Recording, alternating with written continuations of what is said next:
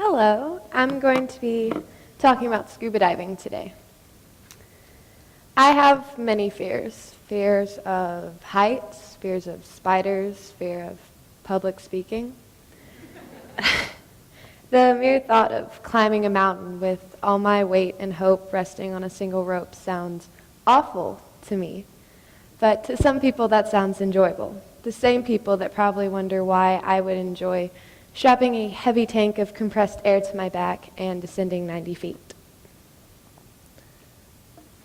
I scuba dive. To some that seems crazy or stupid or one of the quickest ways to either drown or be eaten.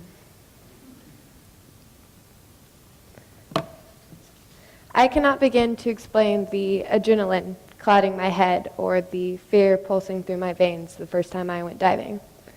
All I could picture was allowing myself to fall backwards into the ocean and having jaws jump up and eat me.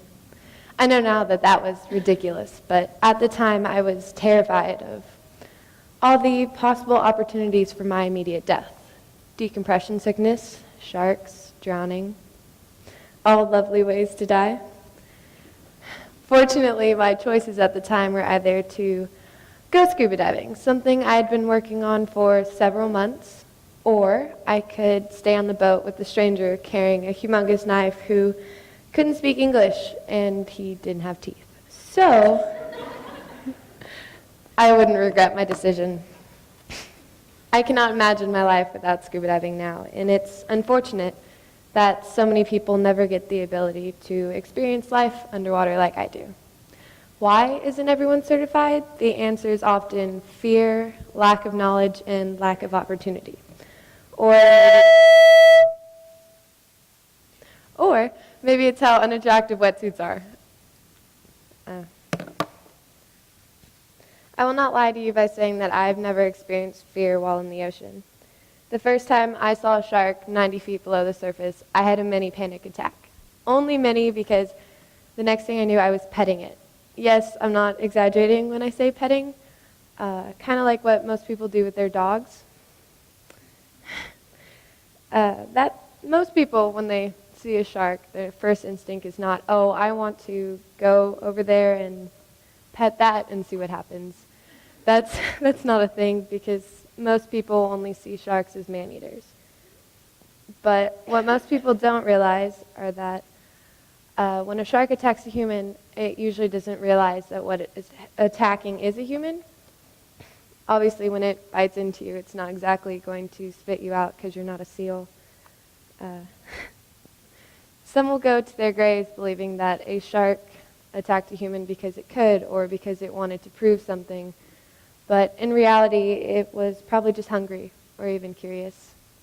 I've had sharks brush by my legs just to see my reaction, much like I've had fish pop up in front of my mast just to look in and see what's going on. We are as mysterious to them as they are to us, and they're really not as terrifying as they seem. The 14-footers can be a tad frightening at first, but you eventually learn to coexist without serious damages. Some believe I've been lucky because I've never had a dangerous run-in with a shark, but I believe we make our own luck.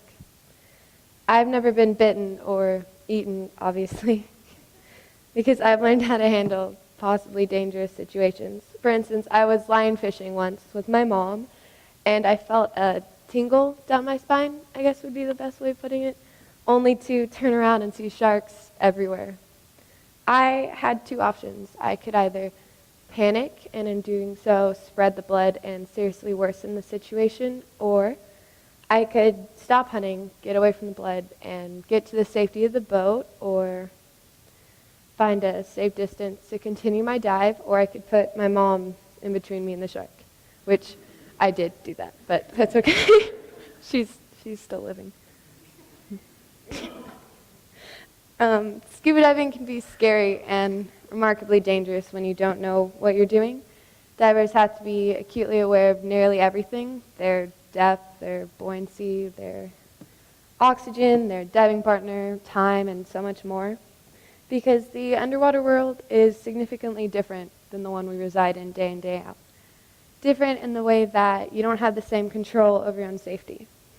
While diving, you lose the ability to speak, which doesn't seem all that significant, but it's quite the struggle when you can only communicate with your diving partner by wrapping something against your tank. For this reason and so many more, proper training and understanding of what you're doing is not only necessary, but vital. Great divers have to learn to balance their immense responsibilities with the knowledge that the whole point is to have fun. Scuba diving is expensive, and the equipment and cost of trips to such wonderful diving spots all over the world are never cheap.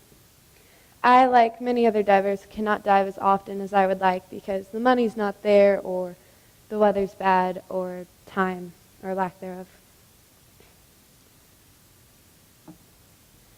Scuba diving allows you to travel to places you may or may not have ever been able to experience. For instance, Belize, the Maldives, Australia, South Africa, and so many other great diving spots all over the world call to me, much like mountains call to others. Even greater than the places, all kinds of people dive.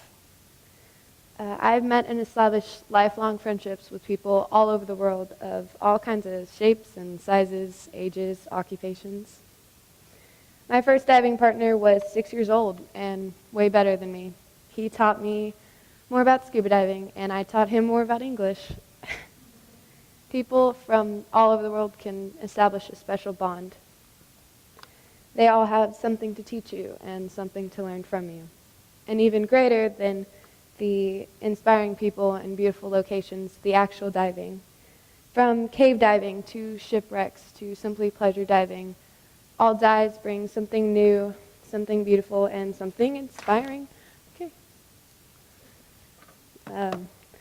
Many people don't dive because they're afraid, they don't have the opportunity, or they simply don't know how wonderful it is.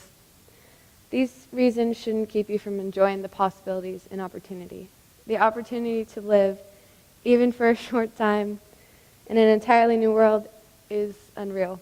And for that reason, I'm not afraid of anything that is presented to me in the ocean, but this lack of fear requires respect. Respect for the world demands that we learn to exist without ruining the gifts of nature, and requires that we put ourselves out there to experience the true blessings that surround us every day. Thank you.